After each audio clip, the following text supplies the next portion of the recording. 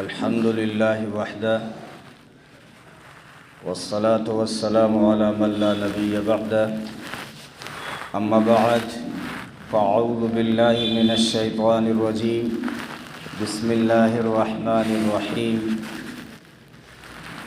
يا أيها الذين آمنوا كتب عليكم الصيام كما كتب على الذين من قبلكم لعلكم تتقون وقال الله تبارك وتعالى شهر رمضان الذي أنزل فيه القرآن وقال النبي صلى الله عليه وسلم من صام رمضان إيمانا واحتسابا غفر له ما تقدم من ذنبه او كما قال علیہ الصلاۃ والسلام۔ محترم دوستوں، بزرگوں اور عزیز بھائیوں، اللہ تبارک و تعالیٰ کے بے شمار انعامات اور احسانات ہیں کہ جس نے ہمیں سلامتی اور عافیت کے ساتھ رمضان تک پہنچا دیا ہے۔ رمضان کی باسعادت بابرکت گھڑیاں نصیب فرمائی ہیں، یعنی اللہ نے ہمیں موقع دیا ہے کہ ہم اپنے گناہوں کی معافی مانگ لیں، ہم اپنے دلوں سے غفلت کے پردے ہٹا دیں، ہم اصل جو انسانیت ہے اس کو سنواریں۔ انسان دو چیزوں سے بنا ہے، جسم اور روح۔ جسم کو بھی خوراک چاہیے، روح کو بھی خوراک چاہیے۔ جسم کی خوراک کا مرکز بازار ہے، روح کی خوراک کا مرکز مسجد۔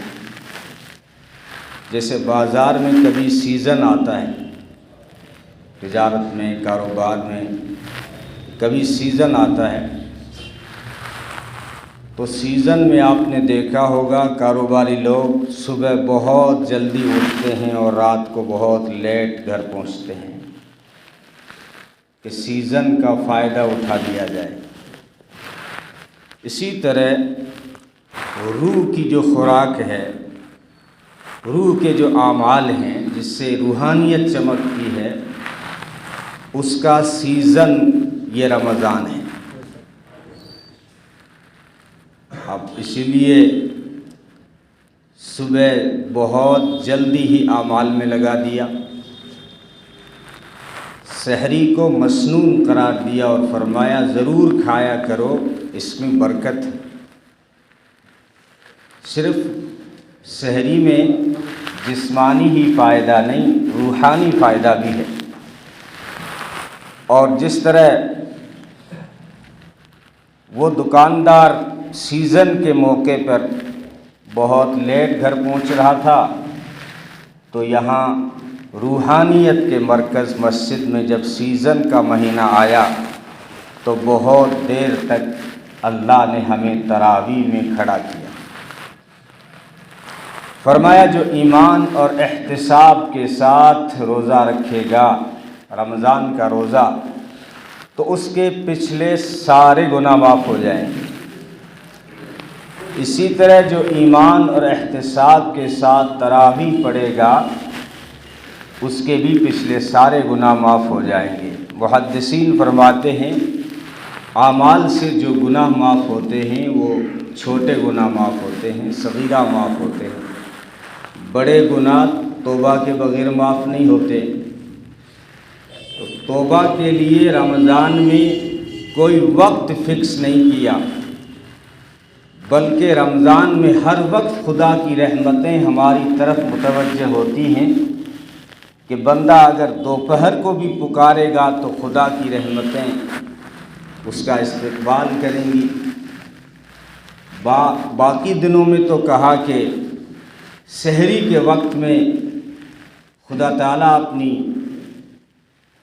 تجلیات اور عنایات کو دنیاوی آسمان پہ لے آتا ہے اور بندوں کو آفر دیتا ہے، کوئی ہے جس کے میں گناہ معاف کر دوں، کوئی ہے مجھ سے مانگنے والا میرے سامنے دامن کو پھیلانے والا کہ میں اس کی جھولی بھر دوں، لیکن رمضان میں کوئی وقت فکس نہیں، جس وقت چاہو رب کو پکارو، ہر وقت خدا کی رحمتیں ہماری طرف متوجہ رہتی ہیں۔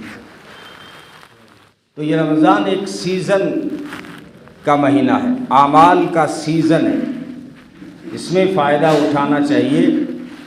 اگر اس میں بھی اگر بندہ فائدہ نہ اٹھائے، اپنے گناہوں کی معافی نہ کرائے، اعمال نہ کرائے، تو پھر اس کے لیے اور کون سی گھڑی آئے گی؟ جو بندہ رمضان میں نمازی نہ بن سکا وہ پھر کب نمازی بنے گا؟ جو بندہ رمضان میں قرآن نہ پڑھ سکا وہ کس مہینے میں قرآن پڑھے گا؟ جو بندہ اس مہینے میں رب کو یاد نہ کر سکا وہ پھر کس مہینے میں رب کو یاد کرے گا؟ اس میں اللہ نے ہمیں خوب آفر دیا ہے تاکہ تمہاری اصلاح ہو سکے۔ لعلکم تتقون کہا، روزے کیوں دیے ہیں تم پہ؟ اس لیے نہیں کہ میری کوٹے میں جو ہے اناج کی کمی آ گئی تھی، نہیں، لعلکم تتقون، اور گھبراؤ مت، کما کتب علی الذین من قبلکم، تم سے پہلے لوگوں پہ بھی یہ روزے فرض کیے گئے تھے۔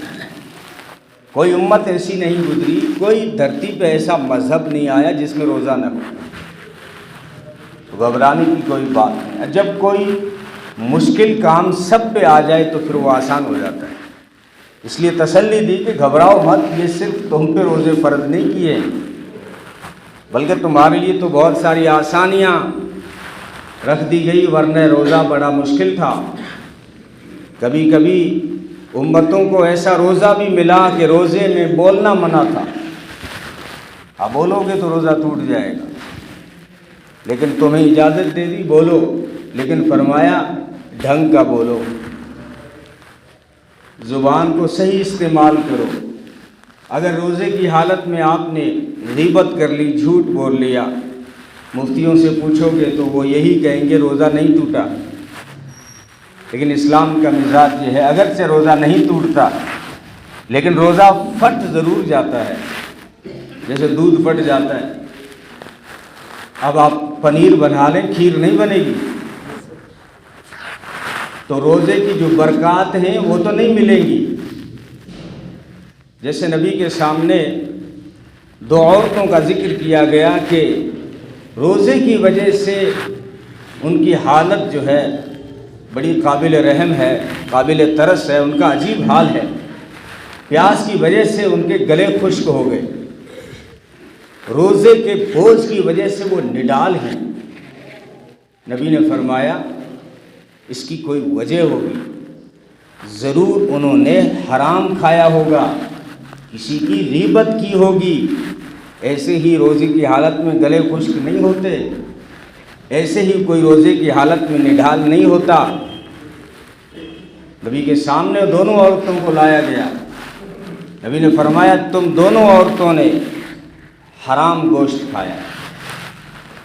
اللہ کا رسول ہم تو روزے سے ہیں، ہم کیسے کھا سکتے ہیں؟ اور روزہ ایسا عمل ہے کہ گنہگار سے گنہگار آدمی جب روزہ رکھ لیتا ہے پھر اللہ کا ڈر اس کے دل میں آ جاتا ہے، وہ تنہائی میں ہوتا ہے، بیڈ روم میں فریز ہوتا ہے، وہ پانی نہیں پیتا۔ بہت سارے مواقع، باقی ساری اسی لیے تو باقی سارے اعمال کا بدلہ کھول دیا اور اس کو 700 گنا تک بڑھا دیا، لیکن جب روزے کی باری آئی تو فرمایا روزے کا بدلہ کیا ہے فرشتے بھی نہیں جانتے کیا ہے، یہ تو رب العالمین جانتے ہیں۔ قیامت کے میدان میں اللہ تعالیٰ جب روزے کا بدلہ دیں گے تو روزے دار خوش ہو جائیں گے۔ فرمایا اگر بدلہ دینے سے اور وی آئی پی اسٹیج دینے سے اگر راضی نہیں ہوئے، اپنا دیدار کرا کے بندوں کو راضی کرا دیں، الگ گیٹ سے گزارا روزے داروں کو۔ جنت میں تو دوسرے بھی جائیں گے، لیکن جو روزے دار ہیں ان کے لیے وی آئی پی گیٹ لگے گا جس کا نام ریان ہوگا۔ اب آپ کہیں گے کیا فرق پڑتا ہے، بس جنت میں انٹری مل جائے، گیٹ چاہے کیسا بھی ہو، لیکن ہوتا ہے جب موقع آئے گا نا تب احساس ہوتا ہے۔ مجھے اب پیچھے ایک شادی میں جانا ہوا اپنے علاقے میں، بڑی شادی تھی دھوم دھام سے، عوام کا کھانا الگ چل رہا تھا، کہیں الگ ٹیبلیں چل رہی تھی، اور کہیں وی آئی پی جو ہے الگ تھا، شامیانہ ٹینٹ الگ تھا، اس میں بڑے بڑے سرپنچ لوگ، پڑھے لکھے ایجوکیشن والے یا بڑے بڑے علماء میں جو ذمہ دار جمعیت کے قائدین، مدارس کے محترم حضرات. تو اب میں کشمکش میں تھا کہ میرا ان تینوں میں سے کہاں نمبر آنا ہے. مجھے عوام کے ساتھ بیٹھ کے کھا لینا چاہیے، یہاں اپنے کو کوئی زیادہ جانتا نہیں ہے، لیکن کسی جاننے والے نے دور سے دیکھا تو وہ، میں دوسرے میں جا رہا تھا تو مجھے پکڑ لیا کہ آپ اس طرف چلیں. اب اس وقت محسوس ہوتا ہے جب الگ کسی کو عزت دی جاتی ہے تو روزے داروں کو اللہ تعالیٰ وی آئی پی گیٹ سے جنت میں داخل کریں گے. اس وقت محسوس ہوگا کہ عزت کیا چیز ہے.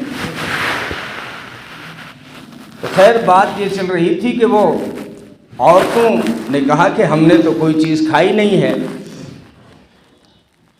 ہم نے حرام کہاں سے کھا لیں گے، ہم تو روزے سے ہیں. ہمارا بھی یہی حال ہے جو ان عورتوں کا تھا.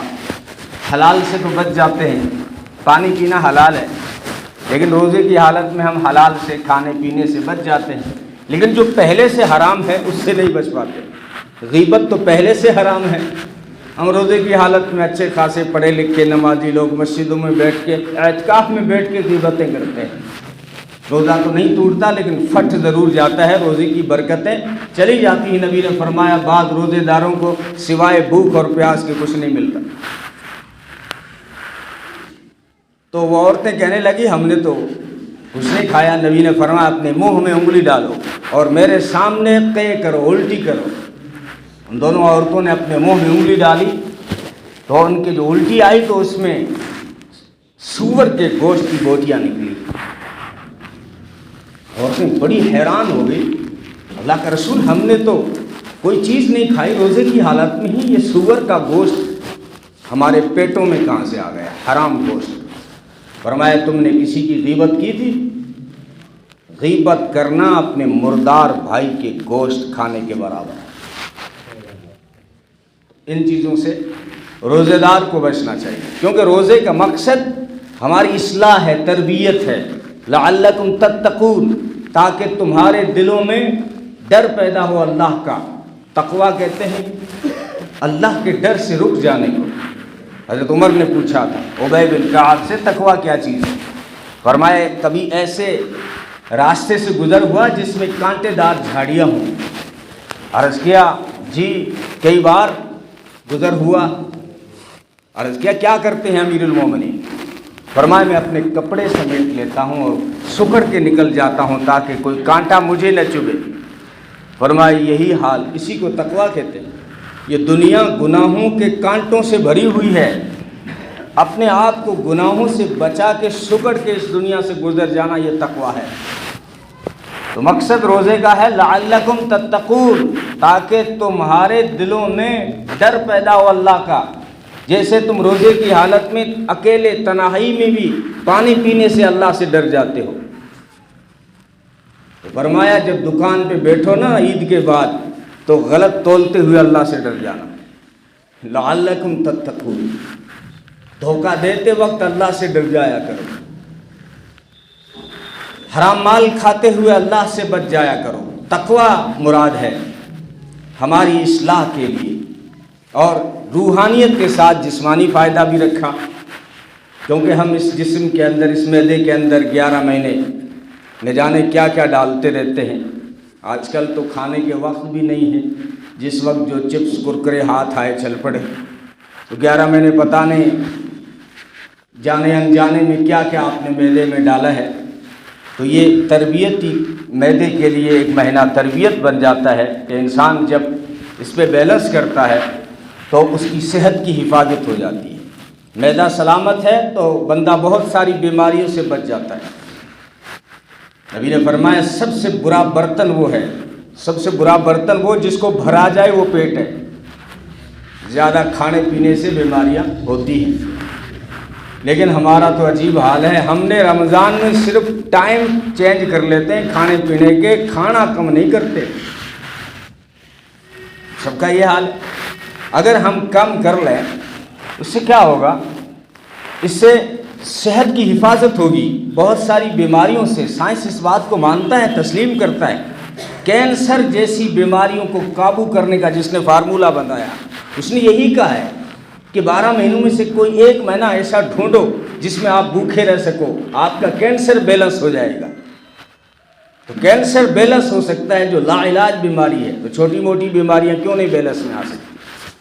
تو صحت کی حفاظت۔ دوسری ہے کہ روحانیت کی بہت ساری طاقتیں روزے سے حاصل ہوتی ہیں۔ انسان کے ارادوں کو جو پختگی ملتی ہے، جو اس کے عزائم کے اندر قوت آتی ہے، وہ روزے سے آتی ہے۔ یہ روزہ ہی تو انسان ورنہ پیچھے 2-4 دن پہلے سوچ رہا ہوگا یار ابھی تو گرمیاں آنے والی ہے اور رمضان بھی آنے والا ہے، کیا ہوگا، کتنے گھنٹے کا روزہ ہوگا، مجھے تو 9 بجے بھوک لگ جاتی ہے، میں تو شوگر کا پیشنٹ ہوں، بار بار بھوک لگ جاتی ہے۔ یہ کم ہمتی کی باتیں ہیں، پستی کی باتیں ہیں۔ روزہ انسان کے اندر ہمت اور قوت پیدا کرتا ہے۔ جس نے روزے رکھے ہیں پچھلے سال، وہ روزہ رکھنے کی وجہ سے نہیں مرے، اور کوئی نہیں مرا دنیا میں روزہ رکھنے کی وجہ سے۔ تو روزہ انسان کو قوت دیتا ہے، یار کچھ نہیں ہوتا، انسان بھوکا پیاسا 15 گھنٹے 17 گھنٹے چل سکتا ہے۔ بہت سارے روزے دار آپ کے اسی راجستھان میں جون کے مہینے میں روزے رکھ کر ہل جوتتے تھے دوپہر کو، بیل کے پیچھے، اونٹ کے پیچھے، وہ تو نہیں مرے۔ یہ کم ہمتی کی باتیں ہیں، پتہ نہیں کیا ہو جائے گا، کچھ نہیں ہوگا۔ تیرے بدن کی حفاظت ہوگی اور تیرے جسم کی حفاظت ہوگی، اور تیری روحانیت جو اصل انسانیت ہے وہ چمک اٹھے گی، تیرے ارادوں کو قوت ملے گی، حوصلہ جو تیرے لیے ترقی کا ضامن بن جائے گا۔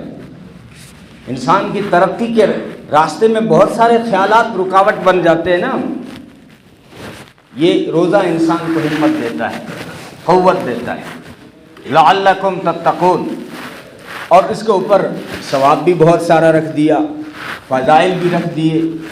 اللہ کو اتنے پسند ہے روزے دار کہ روزے دار کے روزہ رکھنے کی وجہ سے معدے میں جو بو پیدا ہو جاتی ہے شام کے وقت، دوپہر کے بعد، اب انسان خود اس سے گھن محسوس کرتا ہے، لیکن رب العالمین نے فرمایا کہ روزے دار کے منہ کی بدبو مجھے مشک اور عنبر سے زیادہ پسندیدہ ہے۔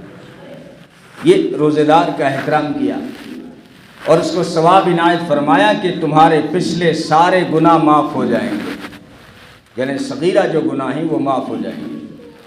اور اس کے ساتھ تراویح کا بھی یہی ثواب رکھا کہ اسی طرح تم نے، حالانکہ روزہ فرض ہے، تراویح سنت ہے، لیکن سنت مؤکدہ ہے، اور اس کی جماعت کے ساتھ سنت کفایہ قرار دیا گیا ہے، لیکن ثواب وہی رکھا جو روزے کا فرمایا جو رات کا قیام کرے گا رمضان کا، یعنی جو تراویح پڑھے گا ایمان اور احتساب کے ساتھ، وہاں بھی ایمان احتساب، یہاں بھی ایمان احتساب۔ ایمان کا مطلب ہے اللہ پر یقین کرتے ہوئے، ثواب کی امید رکھتے ہوئے، اور احتساب کا مطلب یہ ہے کہ احسان کے درجے تک پہنچنے کی کوشش کرتے ہوئے خالص اللہ کے لیے۔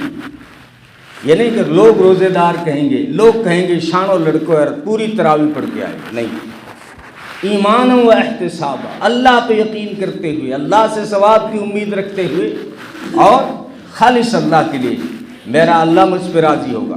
بوجھ محسوس ہوتا ہے نفس کو، لیکن اصلاح نفس کی اسی میں ہے۔ کہتے ہیں جو سرکش گھوڑا ہو اس کو قابو کرنے کا یہی طریقہ ہے کہ اس کا دانہ کم کر دو اور اس کے اوپر بوجھ ڈال دو، بگڑا ہوا اونٹ، بگڑا ہوا گھوڑا سنور جاتا ہے۔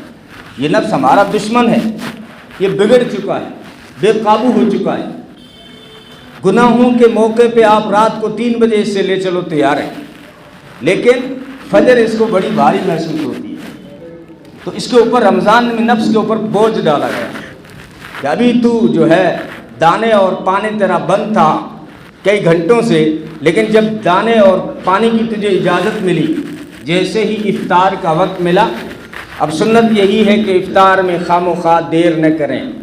نبی نے فرمایا میری امت بھلائی پہ رہے گی، خیر پہ رہے گی جب تک افطار میں جلدی کرے گی۔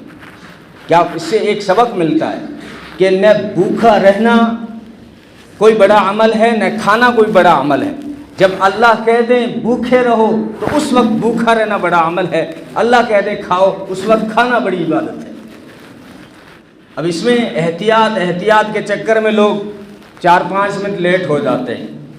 کارڈ چھپے ہوں گے، بہت سارے کارڈ چھپتے رہتے ہیں، آپ نے دیکھا ہوگا سحری میں بہت سو نے جو ہے 5 منٹ احتیاط لیا ہے۔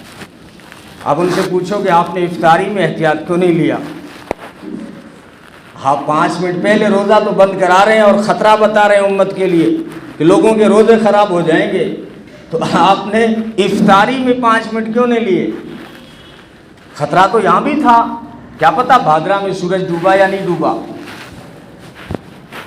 تو اسلام کا مزاج یہ ہے، وہ تو حالانکہ نبی نے فرمایا جس طرح مجھے افطاری میں جلدی پسند ہے اسی طرح سحری میں تاخیر پسند ہے، کھاتے رہو۔ اب خیالات کہیں گے کہ 10 منٹ پہلے روزہ بند کر دو، 5 منٹ پہلے روزہ بند کر دو، میری عقل بھی یہی کہتی ہے۔ اسلام عقل میری عقل کے مطابق نہیں ہے نا، میری عقل کا محتاج نہیں ہے۔ نبی نے فرمایا سحری میں تاخیر پسند ہے، اخیر وقت تک کھاتے پیتے رہو، یہ نبی کو پسند ہے۔ لیکن آج کل چونکہ گھڑیاں آ چکی ہیں، موبائل آ چکا ہے، اس لیے وقت ہوتے ہی فوراً جو ہے اس سے چند سیکنڈ 1-2 منٹ پہلے بند کر دینا علماء فرماتے ہیں بہتر ہے، سیفٹی کے لیے ہے۔ زیادہ احتیاط وہاں بھی مناسب نہیں ہے، بہت جلدی آپ روزے کو بند کر دیں، اسلام کی مزاج میں یہ پسندیدہ نہیں ہے۔ اور آپ خطرے کے چکر میں افطاری کو 5 منٹ لیٹ کر دیں، اسلام اس کو پسند نہیں کرتا۔ اسلام کے مزاج کو سمجھنا بہت ضروری ہے۔ بہت سارے کارڈوں میں صبح وہاں تو بہت خیال کیا، جیسے 5:09 پہ افطاری ہے بھادرہ میں، لیکن کارڈوں میں چھپائی ہے 5:05 پہ، حالانکہ وقت کو صحیح لکھنا چاہیے تھا۔ ہاں اس میں آپ نوٹ دے دیتے کہ 1-2 منٹ پہلے آپ احتیاط کریں۔ ابھی لوگ یہ سمجھتے ہیں کہ افطاری ختم ہو گئی ہے 5:05 پہ۔ دوسری بات یہ ہے کہ ہمارے ہندوستان کا ایک دوسرا مزاج بھی ہے کہ لوگ اذان کا انتظار کرتے رہتے ہیں کہ اذان شروع ہوگی تو روزہ بند ہوگا، حالانکہ اذان کا روزے سے کوئی تعلق نہیں۔ اذان نماز فجر کی نماز کے لیے ہو رہی ہے، روزہ بند کرانے کے لیے نہیں ہو رہی ہے۔ روزہ بند سحری ختم کا ٹائم ہوتے ہی روزہ بند ہو گیا، اب اذان لگے یا نہ لگے، اذان تو سحری کے وقت ہو جانے کے بعد ہی لگے گی، پہلی لگے گی تو اذان ہی نہیں ہوگی۔ اذان بہت سارے مسائل ہیں جو چل پڑتے ہیں، اس لیے جو مجھے 2 یاد آ رہے ہیں وہ بتاتا چلوں کہ جیسے روزہ کل ہی کسی نے پوچھا تھا، اور کل بہت سارے روزے دار تھے، یہ مزے کی بات ہے، حالانکہ 29 شعبان کو اگر چاند نظر آ جاتا تو ہم سب پہ روزہ فرض تھا۔ اگر 29 کو چاند نظر نہ آئے تو 29 شعبان کو روزہ رکھنا مکروہ ہے، نبی کا خصوصی عمل ہے، نبی کے بعض خاص اعمال ہیں، جیسے نبی نے 5 دن لگاتار بغیر سحری افطاری کے روزہ رکھا، 5 دن لگاتار، وہ نبی کی طاقت تھی، نبی کے لیے خاص عمل تھا۔ امت کے لیے جائز نہیں ہے کہ بغیر سحری اور افطاری کے جو ہے 5 دن لگاتار روزہ رکھے۔ تو بہت علماء فرماتے ہیں کہ 29 شعبان کو بہت سارے فقہا نے اس پہ اتفاق جتایا ہے کہ نبی کا مخصوص عمل تھا، زیادہ تر شعبان میں روزے رکھتے تھے، اس لیے امت جو ہے اگر چاند نہیں ہوا ہے تو روزے رکھے، پورا سال پڑا ہے، اسلام نے اجازت دی آپ کو، لیکن 29 شعبان کو روزہ نہ رکھے، مکروہ ہے۔ آپ کہیں گے عبادت کیسے مکروہ ہوتی ہے؟ عبادت حرام بھی ہو جاتی ہے، اگر آپ نے عید کے دن روزہ رکھ لیا تو روزہ رکھنا حرام ہے۔ تو بہت سارے مسائل ہیں، پڑھے لکھے لوگ ایک دوسرے کو بتایا کریں، آج کل تو تحقیق اور سرچ کا زمانہ ہے، ہمارے یہاں کیا مسائل چل پڑے جو چل پڑے، روز جو بغیر پوچھے کھانا پینا چالو کر دیتے ہیں۔ بھائی تو نے سحری کی تھی، روزہ رکھا تھا، ابھی دوپہر کو کھا رہا ہے کہ میرے 9 بجے الٹی آ گئی تھی، اب روزہ ٹوٹ گیا۔ کس نے کہہ دیا کہ الٹی سے روزہ ٹوٹ جاتا ہے؟ وضو ٹوٹتا ہے، روزہ نہیں ٹوٹتا۔ وہ روزہ تو اس وقت ٹوٹتا ہے جب کوئی جان بوجھ کے منہ میں انگلی ڈالے، اور جان بوجھ کے ڈالے تھوڑی سی ہوئی تو روزہ نہیں ٹوٹتا، منہ بھر کے بہت ساری ہو گئی تو روزہ ٹوٹتا ہے۔ بہت سارے کہتے ہیں شدید بخار ہو جاتا ہے، ٹیمپریچر 100 پار ہو جاتا ہے، انجیکشن نہیں لگاتے، میرا روزہ ہے۔ کس نے کہہ دیا کہ انجیکشن سے روزہ ٹوٹ جاتا ہے؟ نہیں ٹوٹتا۔ دلیل کہاں سے لاؤ گے حدیث میں؟ نبی کے سامنے بچھوں کا کیس آیا، ایک صحابی کو بچھوں نے کاٹا، صحابہ نے یہی سمجھا کہ روزہ ٹوٹ گیا، کیونکہ انجیکشن سے انگریز کا بنایا ہوا زہر باڈی میں جاتا ہے نا، تو بچھوں کے کاٹنے پہ بھی وہی ہوتا ہے، اس کے ایک ڈنگ سے، اس کے ایک انجیکشن سے باڈی میں زہر پھیل جاتا ہے۔ تو صحابہ نے یہی سمجھا کہ روزہ ٹوٹ گیا، لیکن یہ کیس جب نبی کے سامنے پہنچا تو فرمایا روزہ نہیں ٹوٹا، گلوکوز سے روزہ نہیں ٹوٹتا۔ دلیل کیا ہے؟ کہ پانی کی بوتل ہوتی ہے، جسم میں جاتی ہے، اسلام نے جو منع کیا ہے وہ 2 منہ سے منع کیا، بلکہ 3 منہ سے۔ اگر اپنے آپ کان میں پانی چلا جائے تو روزہ نہیں ٹوٹتا، ہاں، لیکن میں نے 3 اس لیے کہا کہ اگر کان میں دوائی ڈالی جائے تو روزہ ٹوٹ جاتا ہے۔ پانی سے بچنا مشکل نہیں، جو ہے ممکن نہیں ہے، نہاتے وقت پانی کانوں میں چلا جاتا ہے تو روزہ نہیں ٹوٹتا، لیکن دوائی ڈال رہے ہیں جان بوجھ کے، تو اب کان میں دوائی ڈالنے سے روزہ ٹوٹ جاتا ہے۔ آپ دماغ دوڑاؤ کہ کان کا، آنکھ کا، ناک کا، گلے کا، سب ڈاکٹر بھی یہی کہے گا ایک ہی راستہ ہے، اگرچہ ایک راستہ ہے، لیکن آنکھ میں دوائی ڈالنے سے روزہ نہیں ٹوٹتا، آنکھ میں دوائی ڈالنے سے روزہ نہیں ٹوٹتا، کان میں دوائی ڈالنے سے روزہ ٹوٹ جاتا ہے۔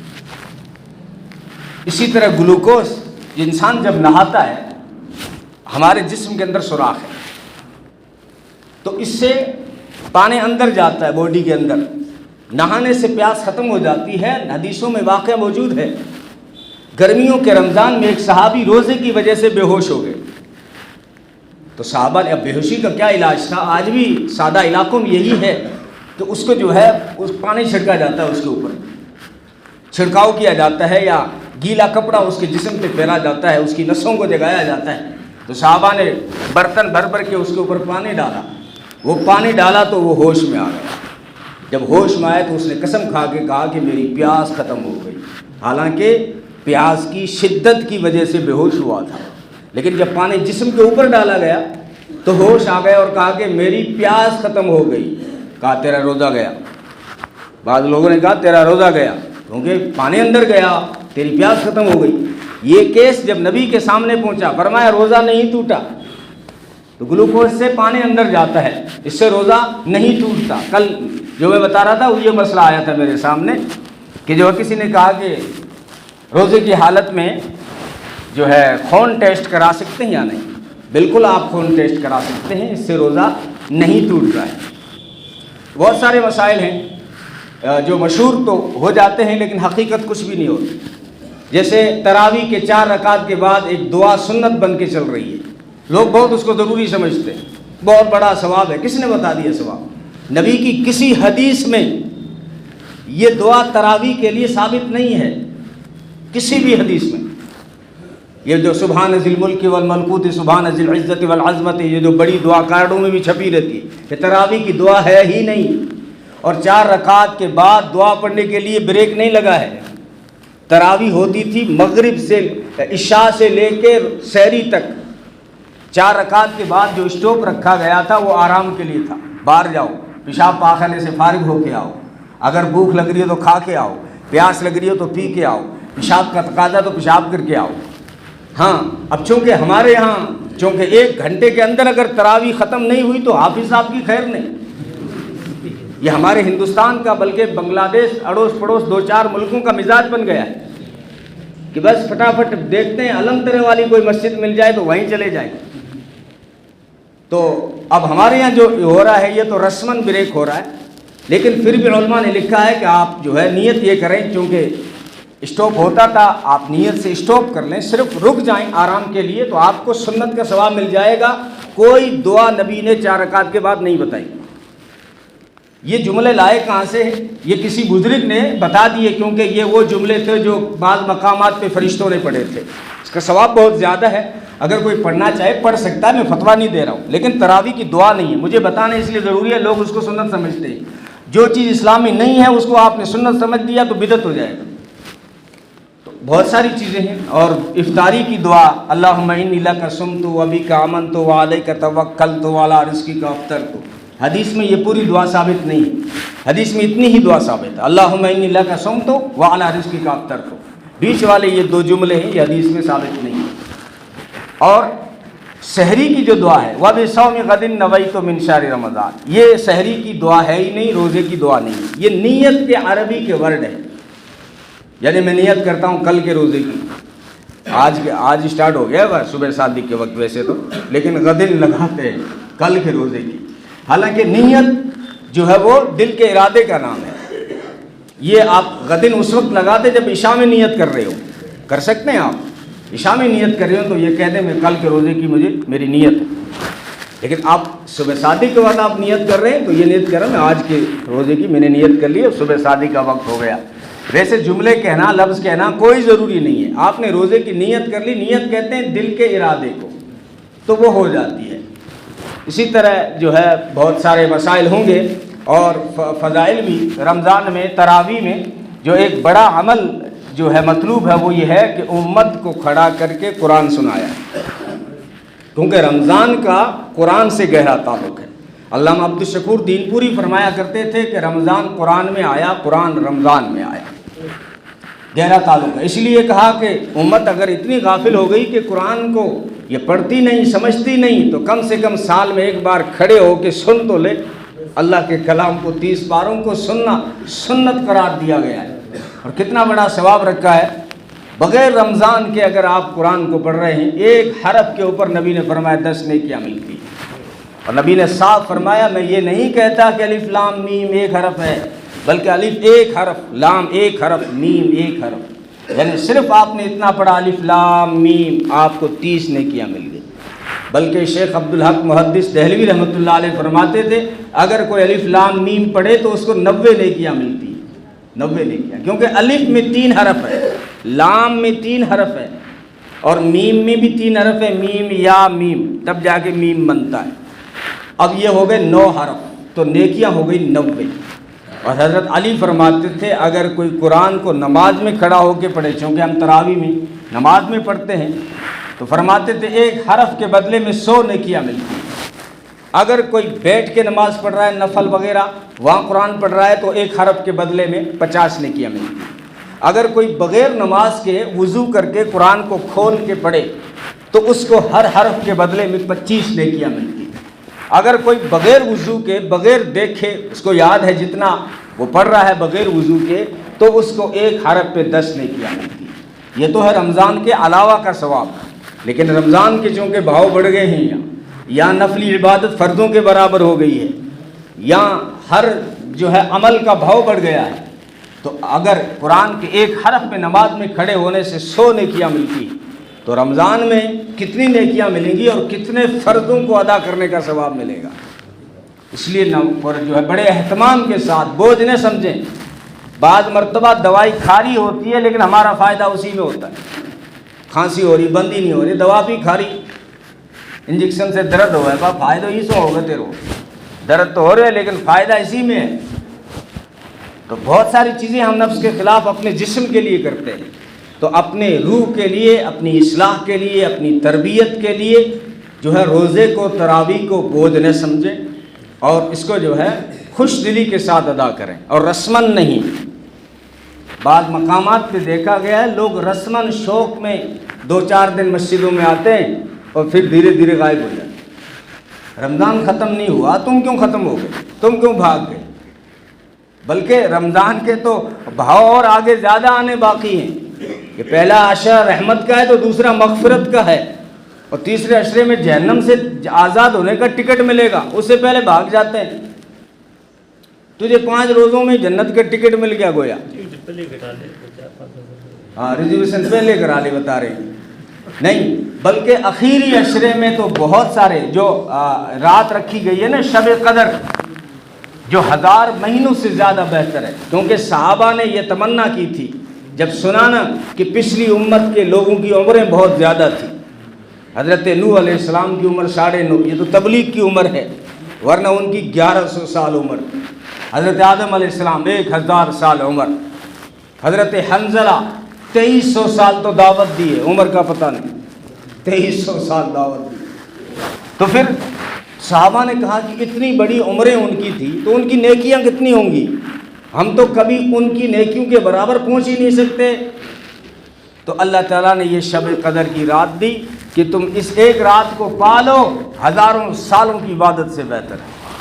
مت ٹینشن کرو کہ ہمیں 70-80 سال میکسیمم عمر ملی، نہیں، تم وہ کما سکتے ہو جو کسی امت نے نہیں کمایا۔ اگر تمہیں شب قدر نصیب ہو گئی جس میں قرآن اتارا گیا، انا انزلناہ فی لیلۃ القدر، دیکھو رمضان کو عزت ملی تو قرآن سے ملی، شب قدر کو عزت ملی تو قرآن سے ملی۔ شہر رمضان، اللہ نے فرمایا یہ رمضان جو مہینہ ہے، اس کو حدیثوں میں اللہ نے فرمایا قدسی میں کہ میرا مہینہ، لیکن اپنے مہینے کو جب کھولنے لگے کہ کیسا کون سا مہینہ ہے، فرمایا الذی انزل فیہ القرآن، یہ میرا وہ مہینہ ہے جس میں میرا کلام آیا ہے، قرآن آیا ہے۔ اور انا انزلناہ فی لیلۃ القدر، جب اس شب قدر کو کھولا کہ کون سی شب قدر ہے، کیا اس میں واقعہ ہوا ہے، تو فرمایا انا انزلناہ فی لیلۃ القدر، کہ اس لیلۃ القدر میں ہم نے اپنا قرآن اتارا ہے۔ اس سے اندازہ ہو گیا نا قرآن کا رمضان سے کتنا گہرا تعلق ہے۔ اس لیے قرآن کریم کی تلاوت کریں، اور اپنے گھروں میں بھی نبی نے فرمایا گھروں کو قبرستان اور ویران مت بناؤ، وہاں بھی قرآن کی تلاوت کرو اور وہاں بھی نوافل پڑھا کرو۔ خاص کر رمضان میں تہجد پڑھنا آسان ہے، ایسے تو ہمیں توفیق نہیں ہوتی، لیکن اب سحری میں اٹھ گئے ہیں اور تہجد کا وقت موجود ہے، تو یا سحری سے پہلے 5 منٹ نکال لیں یا سحری کے بعد 5 منٹ نکال لیں، تو تہجد ضرور پڑھا کریں۔ یہ کیونکہ لعلکم تتقون ہے نا، روزے کا مقصد تقوی پیدا ہوگا، تو تہجد کے اندر یہ صفت موجود ہے کہ اس تہجد کے پڑھنے سے بھی انسان جس گناہ سے آپ بچ نہیں پاتے۔ لوگ سمجھتے ہیں کہ تہجد تو وہ پڑھے جو اللہ والا نیک ہو، ایسا نہیں ہے۔ تہجد آپ پڑھو تو آپ کے لیے گناہوں سے بچنا آسان ہوگا۔ تہجد میں اللہ نے جو ہے تقوی پیدا ہونے کی صفت رکھی ہے۔ حضرت عبداللہ بن عمر فرماتے ہیں کہ میں نے ایک دن خواب دیکھا کہ آسمان سے ایک رسی لٹکائی گئی، فرشتے آئے اور مجھے اٹھا کے لے گئے ایک جگہ پہ، تو وہاں پہ رسی لٹک رہی تھی آسمانوں سے، تو فرشتوں نے مجھ سے کہا کہ اس رسی کو پکڑ کے چڑھ جاؤ۔ بس خواب اتنا سا تھا۔ میں نے جب یہ نبی پاک صلی اللہ علیہ وسلم، اب ڈائریکٹ کہتے ہیں میری ہمت نہیں ہوئی کہ نبی کو اپنا خواب سناؤں، میں نے اپنی بہن حفصہ، حضرت عمر کی بیٹی ہے، نبی کی گھر والی رضی اللہ تعالیٰ عنہ، میں نے اپنی بہن حفصہ سے کہا کہ تم جو ہے میرے خواب نبی کو سنا دینا کہ جو ہے میرے بھائی نے ایسا خواب دیکھا، اس کا کیا مطلب ہے۔ تو حضرت حفصہ نے جا کے بتایا کہ میرے بھائی نے یہ خواب دیکھا ہے کہ فرشتے اٹھا کے لے گئے، ایک رسی لٹک رہی تھی اور کہا کہ اس کو پکڑ کے چڑھ جا۔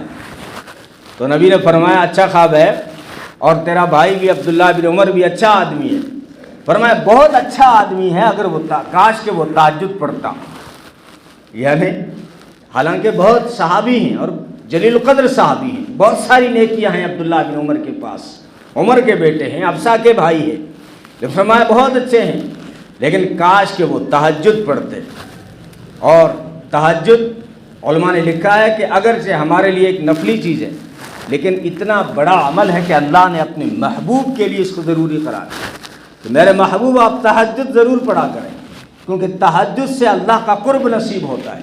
تو ہمارے لیے رمضان میں موقع ہوتا ہے، تو رمضان کے اعمال یہی ہیں کہ آپ پابندی کے ساتھ جو ہے روزہ رکھیں، نہ گھبرائیں چھوٹی موٹی گرمی سے۔ نفس اگر ورگلائے نا کہ گرمی بہت ہے، تو نفس کو بتایا کرو کہ دوزخ کی گرمی بہت ہے، اس سے بھی بہت ٹھاڈی گرمی ہے، وہاں کی تیاری کے لیے نفس کو تیار کرو۔ اور پھر دوسرا عمل ہے تراویح۔ اب تراویح میں بھی قرب کے مواقع رکھے گئے ہیں۔ وسجد جو سورہ اقرا کے اخیر میں کہا، سجدہ کیجیے اور اللہ کا قرب حاصل کیجیے، یہاں بہت سجدے رکھے گئے ہیں تراویح میں، اور قرآن کو سنا جاتا ہے، اور اس کا جس طرح قرآن کو پڑھنا عبادت ہے، اسی طرح قرآن کو سننا بھی عبادت ہے۔ اور پھر قرآن کی تلاوت بھی اس مہینے میں زیادہ ہو۔ اتل ما اوحی الیک، میرے محبوب آپ قرآن کی تلاوت کریں جو ہم نے نازل کیا۔ اللہ نے اپنے محبوب کو حکم دیا، اور نبی نے پھر اتنا اہتمام کیا کہ وقت متعین ہوتا تھا، بغیر رمضان کے بھی قرآن کی خوب تلاوت کیا کرتے تھے۔ تو اس لیے ہم بھی اس مہینے میں زیادہ سے زیادہ قرآن کریم کی تلاوت کریں، کیونکہ روحانیت کو چمکانا انہی اعمال سے چمکے گی۔ روزہ رکھیں، تراویح پڑھیں، قرآن کی تلاوت کریں، اور پھر یہ مہینہ بتایا صبر کا مہینہ ہے، جو صبر سکھایا جا رہا ہے نا، یار بھوک لگ رہی ہے، پیاس لگ رہی ہے، پھر بھی آپ برداشت کرو، بھوکے آدمی، چڑچڑاپن ہے طبیعت میں، کوئی جو ہے اگر کچھ جھگڑنے کی لے کہے تو کہو میں روزے دار ہوں، افطاری کے بعد آنا، یعنی یہ کہو کہ میں روزے سے ہوں۔ یعنی ہماری تربیت کے سارے اعمال اس مہینے کے اندر رکھے گئے، اور ہمدردی کا مہینہ کا، خیر خواہی کا مہینہ ہے، کیونکہ ہمدردی پیدا ہوتی ہے روزے کی وجہ سے، ورنہ مالداروں کو کیا پتہ کہ غریبی کیا ہوتی ہے، فقیری کیا ہوتی ہے، بھوک کیا ہوتی ہے۔ ابھی بڑے بڑے مالدار جب روزے رکھیں گے تب پتہ چلے گا یار بھوک تو بڑی عجیب سخت چیز ہوتی ہے۔ نہ جانے کتنے ہندوستان میں ہمارے اڑوس پڑوس میں سے لوگ ہیں جنہیں کھانا نصیب نہیں ہوتا، لوگ ریلوے اسٹیشن پہ اور سبزی منڈیوں میں پڑی ہوئی چیزیں اٹھا کے کھا کے جی رہے، تو انہیں احساس ہوتا ہے۔ تو نبی نے فرمایا ہمدردی اور خیر خواہی کا مہینہ ہے۔ کوئی غریب ہے، کوئی آپ کے اڑوس پڑوس میں بیوہ ہے، نیکیوں کمانے کا سیزن ہے، اس کی جو ہے جا کے ہاتھ بٹائیں، اس کا چولہا ٹھنڈا نہیں ہونا چاہیے اس مہینے میں، جا کے چھپکے سے ان کی مدد کریں، خیر خواہی کریں، کوئی بھی انسان ہو، ضرورت مند ہو۔ اس لیے زکوٰۃ کے مصارف میں سب سے اہم جو ہے نا وہ ہے غریبوں کا حق ہے، مسکینوں کا حق ہے، یتیموں کا حق ہے، بیواؤں کا حق ہے۔ سب سے پہلے یہ دیکھا جائے اپنے اڑوس پڑوس میں کوئی ضرورت مند ہے تو اس کی مدد کیجیے۔ یہ خیر خواہی کا مہینہ ہے، یہ ہمدردی کا مہینہ ہے۔